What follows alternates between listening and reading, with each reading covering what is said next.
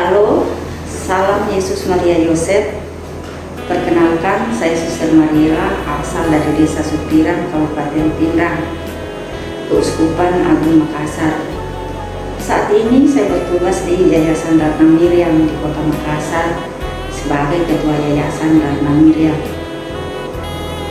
Hari ini, tanggal 19 September 2021, saya mengenangkan dan mensyukuri 25 tahun hidup membiara dalam kongregasi Suster-Suster Yesus Maria Yosef.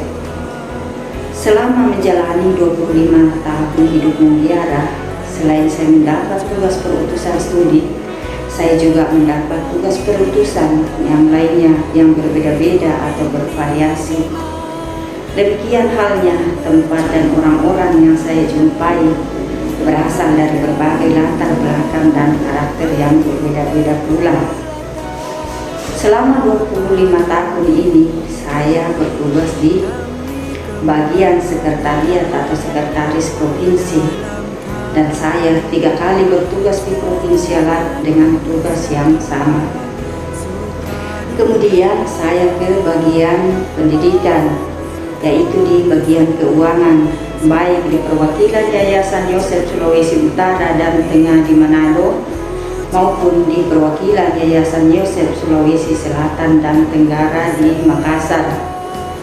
Tetapi sekaligus saya menangkap tugas sebagai Kepala Asrama Putri Raja Wali. Kemudian saya pindah ke bagian kesehatan, namun dengan tugas yang sama, yaitu bagian keuangan di Rumah Sakit Fatima Makale dan sebagai Kepala Asrama Putri Santa Monica Toraja. Setelah itu saya pindah tugas ke Rumah Sakit Santa Ana Kendari, bagian keuangan, namun sekaligus saya menangani bagian SDM dan umum.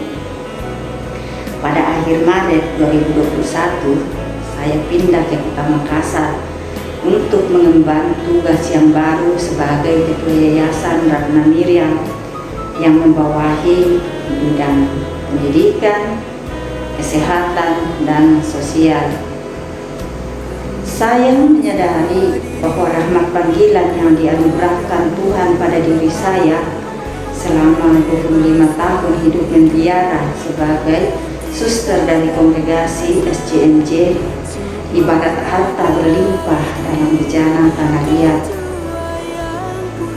Rahmat berharga ini saya terima dan hidupi dalam pribadi saya yang penuh keterbatasan, lemah, rapuh, dan berdosa. Pengalaman jatuh bangun, suka duka, canda tawa, silih berganti mewarnai perjalanan hidup dan tugas perutusan saya.